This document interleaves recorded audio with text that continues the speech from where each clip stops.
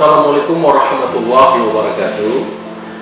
Kompetensi pemerintahan adalah kemampuan dan karakteristik yang dimiliki oleh seorang pegawai aparatur sipil negara yang diperlukan dalam melaksanakan tugas pengelolaan pemerintahan sesuai jenjang jabatannya di dalam lingkungan pemerintah daerah.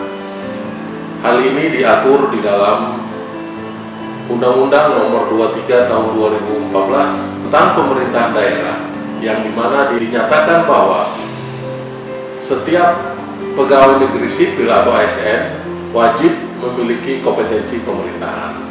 Berdasarkan ketentuan sebagaimana yang diatur di dalam Pasal 2 Ayat 1 Peraturan Menteri Dalam Negeri Nomor 108 Tahun 2017 tentang kompetensi pemerintahan, dinyatakan bahwa setiap pegawai negeri sipil yang menduduki jabatan pimpinan tinggi pratama, jabatan administrator, jabatan pengawas, dan jabatan pelaksana wajib memiliki 4 kompetensi, yaitu yang pertama kompetensi manajerial, yang kedua kompetensi teknis, yang ketiga kompetensi sosial kultur, yang keempat kompetensi pemerintahan.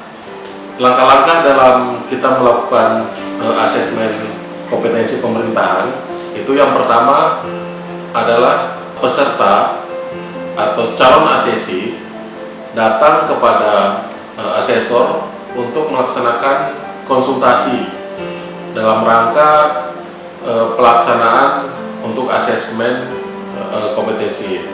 Selanjutnya ada tahapan prauji, yaitu tahapan di mana asesor memberikan formulir pendaftaran beserta untuk diisi biodata beserta data-data pendukung atau portofolio kemampuan dari peserta atau asesi tersebut. Kemudian asesor menjelaskan tentang metode-metode yang akan dilaksanakan dalam proses asesmen, menentukan kapan akan dilaksanakan proses asesmen. Di tahap uji, asesmen akan menjelaskan tentang metode tadi yang telah dirancanakan, kemudian akan diisi dengan kompetensi yang akan diuji tersebut. Asesor membuat atau memberikan surat pernyataan dan surat penilaian dan formulir penilaian mandiri kepada asesi untuk mengisi, dan surat pernyataan untuk menyatakan bahwa akan bersikap baik dan mentaati peraturan.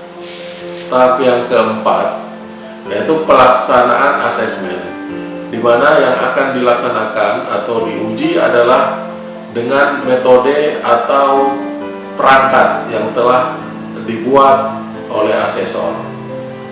Di dalam penilaian mandiri yang diberikan oleh calon asesi, asesor akan menilai bukti-bukti pendukung portofolio yang telah diberikan oleh asesi.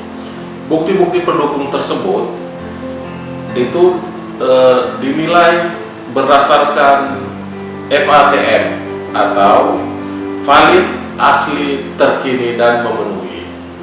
Kemudian asesor membuat checklist terhadap bukti-bukti yang telah diberikan. Selanjutnya, pada saat pelaksanaan asesmen, asesor memberikan atau menjelaskan tentang perangkat asesmen yang akan dipergunakan, yaitu menentukan yang pertama fokus perangkat asesmen. Metode apa yang digunakan? Dalam hal ini kami menggunakan 3 metode, yaitu yang pertama metode tes tertulis, yaitu pilihan ganda. Yang kedua metode wawancara, dan yang ketiga adalah metode observasi. Pada metode tes tertulis diberikan sekitar 30 soal yang akan dijawab oleh ASESI. Uraian soal tersebut dibuat berdasarkan elemen kinerja unjuk kerja. Kemudian akan dicocokkan dengan dimensi kompetensi yang ada dan akan dinilai oleh asesor apakah yang dijawab oleh ASESI telah sesuai dengan kriteria unjuk kerja dan dimensi kompetensi yang ada. Pada saat wawancara, yang dilihat adalah kemampuan dari ASESI untuk menjawab pertanyaan yang diberikan oleh asesor, apakah telah memenuhi kriteria unjuk kerja dan dimensi kompetensi yang terkandung di dalamnya. Kemudian akan diceklis oleh asesor apakah berkompeten atau tidak calon ASESI.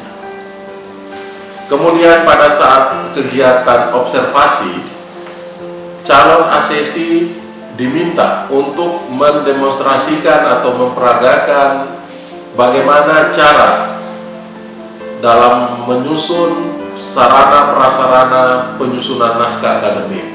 Dari situ akan dilihat apakah ASESI mampu untuk melaksanakan tugasnya dan mampu untuk bekerja sama dengan tim dalam rangka membentuk naskah akademik yang baik.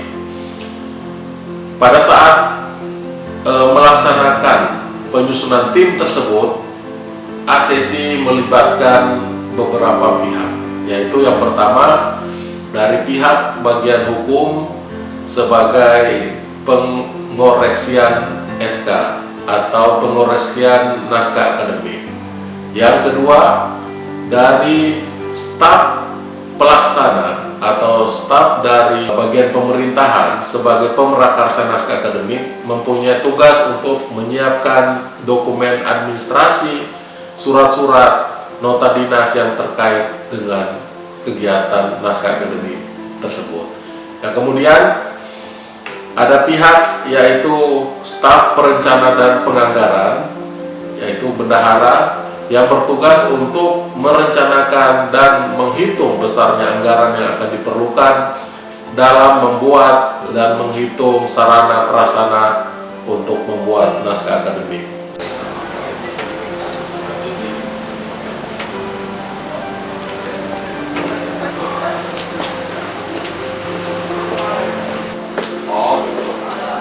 Selamat siang Pak. Iya, siang. Bisa bertemu dengan Pak Mari? Bisa. Selamat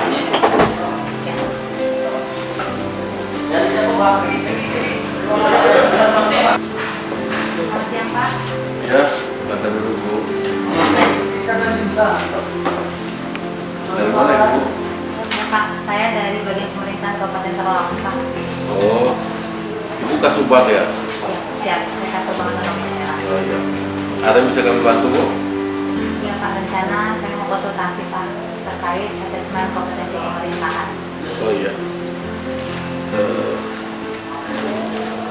Ini kami sampaikan formulir yang harus ibu isi Ya Pak. beserta dengan data-data kompetensi yang ibu punya. Nah, ini. Nanti disampaikan lagi ke kami Bu.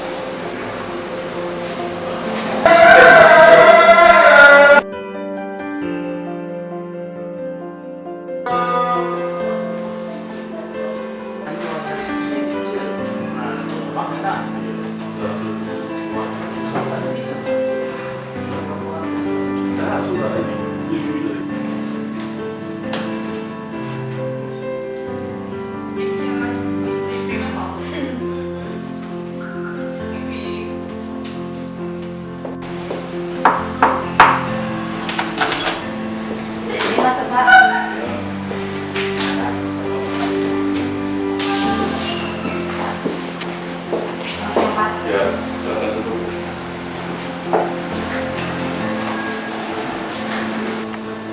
Gimana Bu? Sudah diisi formulirnya Bu? Iya Pak, saya sudah mengisi formulir dan sudah melengkapi data dukung. Mohon dicek Pak. Ya.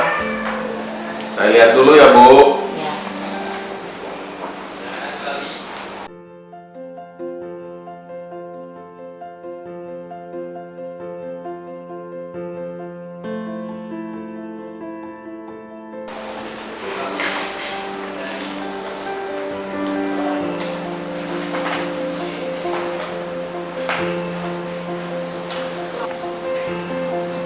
Jadi setelah saya melihat dan memeriksa formulir Ibu, ini data-data yang Ibu sampaikan ini sudah cukup lengkap ya Bu.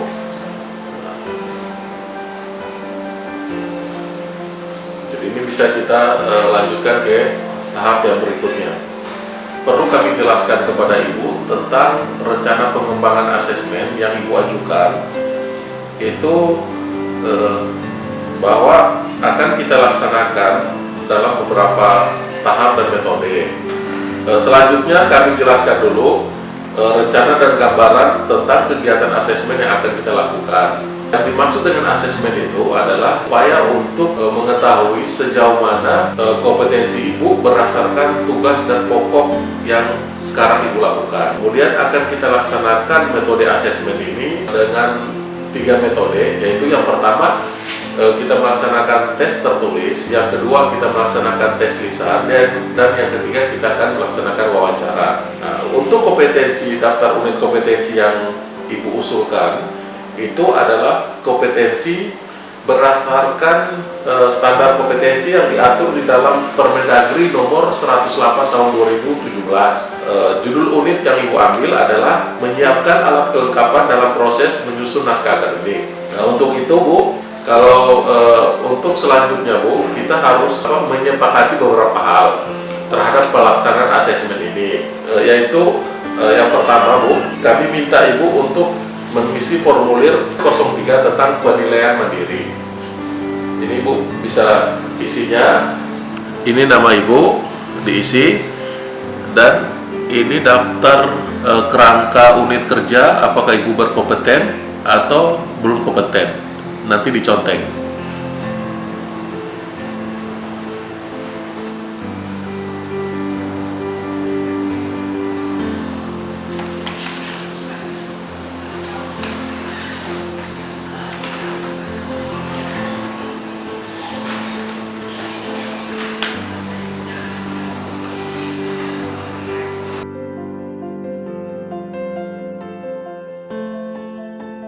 Formulir persetujuan asesmen dan kerahasiaan, sifatnya ini rahasia, jadi ini sudah Ibu kalau menyetujui Ibu tanda tangan. Ya.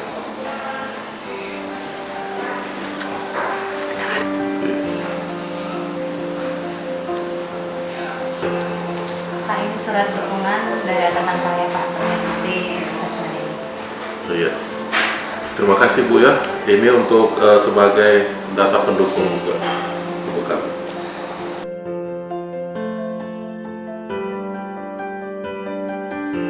Kami akan membuat surat pernyataan yang harus Ibu mengisi dan Ibu tanda tangani, yaitu Ibu harus sanggup mentaati daftar tertib yang kami berikan.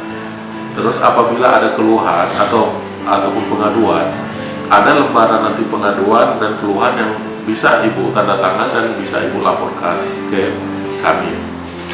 Silakan diisi Bu.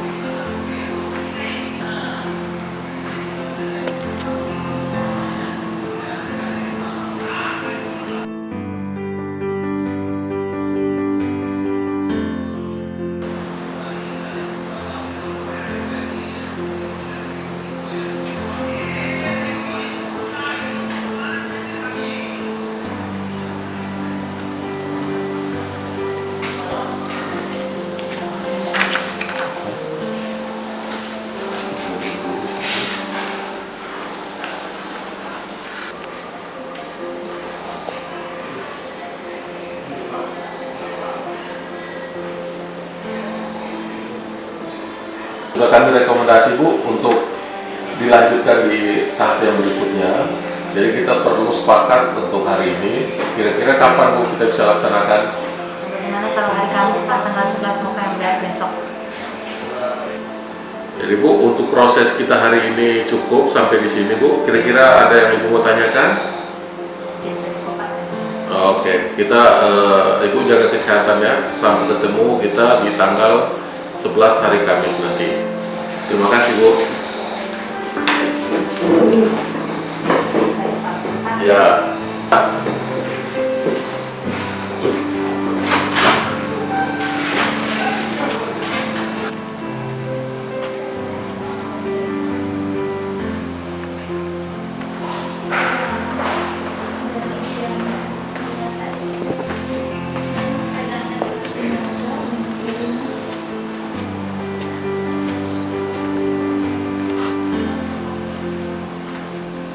Selamat pagi Bu. Pagi Pak. Ya. Lama menunggu Bu? Lumayan Pak. Oh gitu.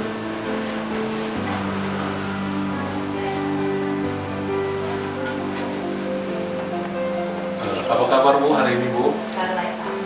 Ya syukurlah Bu, kabar baik. Jadi menindaklanjuti pertemuan kita kemarin Bu. Jadi kita sudah sepakat bahwa hari ini kita akan melaksanakan proses asesmen. Jadi untuk hari ini kita mulai Bu dengan tiga metode itu. Yang pertama kita akan melaksanakan tes tertulis, itu ada pilihan ganda Bu dalamnya. Terus yang kedua kita akan melaksanakan wawancara, dan yang ketiga kita akan melaksanakan observasi nanti di kantor Ibu. Nanti kami melihat tentang sejauh mana Ibu paham terhadap tupoksi Ibu. Kira-kira ada yang mau ditanyakan Bu? Tadi kan kata Bapak kita ada 3 tes yang harus saya lalui Pak. Ya. Apakah dilaksanakan sekaligus hari ini atau gimana? Iya Bu, kita hari ini kita melaksanakan 3 metode. Jadi kan yang pertama itu kita melaksanakan tes tertulis. Itu dalamnya ada pilihan ganda sekitar 30 soal Bu. Itu waktunya yang kami berikan 30 menit. Terus selanjutnya nanti ada wawancara Bu. Jadi wawancara juga waktunya sekitar 30 menit. Nah, jadi kita mulai dari sekarang Bu ya. Nah, untuk yang pertama ini tes tertulis ada 30 soal. Ini Ibu nanti Ibu cukup menjawab yang pilihan mana yang benar. Ini silakan Ibu mengisinya Bu. Menit ya Bu ya. Dari jam 8 pagi Bu. Oke.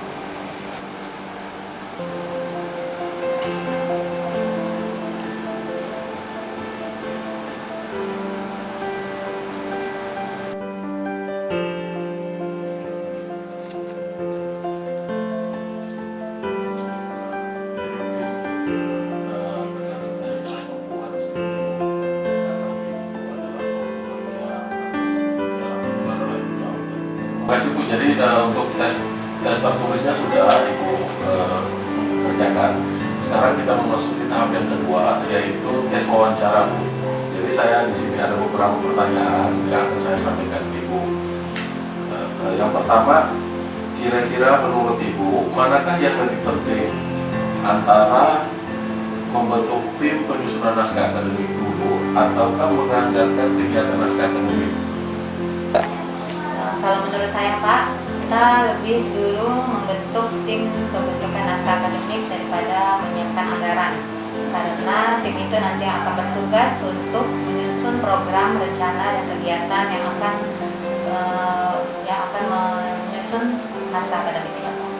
Yang hukum Pak, yang akan bertugas meneliti pembuatan naskah akademik. Mas? Iya Bu. Iya, ini naskah akademik ini. Oke. Silakan ini. Kemudian halaman Ini nanti Ibu tinggal dulu, nanti kami koreksi. Jadi nanti kami kabari. Ini tinggal dulu. Oke Bu, sama-sama.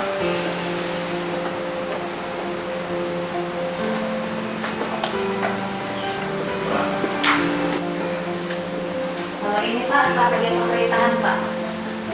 Ini staf yang bertugas untuk mengarsipkan berkas kita, kemudian surat menyurat juga di bagian itu.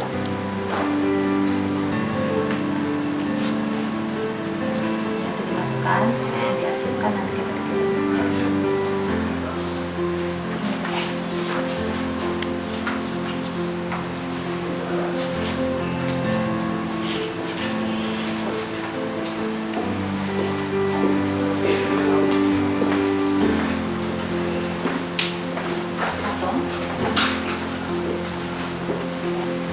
Kalau ini Pak, ini staf bagian keuangan yang bertugas untuk penyusunan dan penganggaran untuk penyusunan naskah akademik, perencanaan dan penganggaran.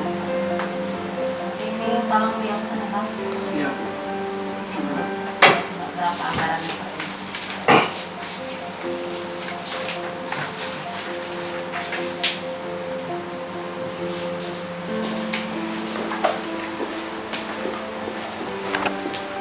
Kan dia ambil gambar dulu. Nah, itu ya cakep-cakep Pak. Semua agak kira-kira kepala juga udah mampu.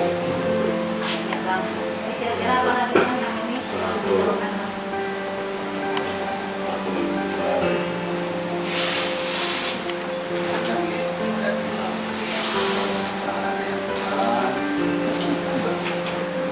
Saya mengucapkan terima kasih kepada rekan-rekan yang telah berpartisipasi dalam penyusunan naskah akademik ini. Kita berharap penyusunan naskah akademik kita ini dapat berjalan dengan lancar dan dapat segera disetujuin. Mungkin itu kalau ada kata-kata ataupun hal-hal yang kurang berkenan tindakan di dalam penyusunan ini, kita coba saling maafkan. Dan itu saja. Terima kasih. Wassalamualaikum warahmatullahi wabarakatuh. Laksanakan, alhamdulillah tes-tes yang tadi sudah dilaksanakan dengan baik. Dan pada kesempatan ini Bu, kami ingin meminta umpan balik dari Ibu terhadap penilaian atau proses asesmen yang telah kami selenggarakan ini. Ini ada formulir umpan balik, nanti Ibu misinya penilaian terhadap proses yang kami berikan.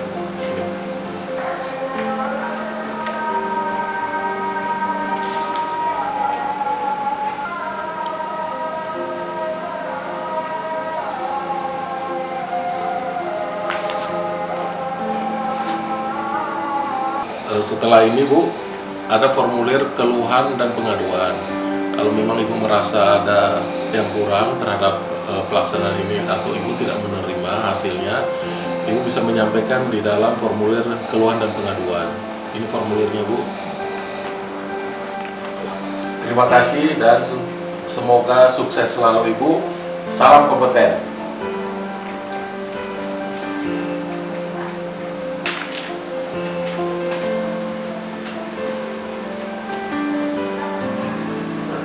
Pak, ini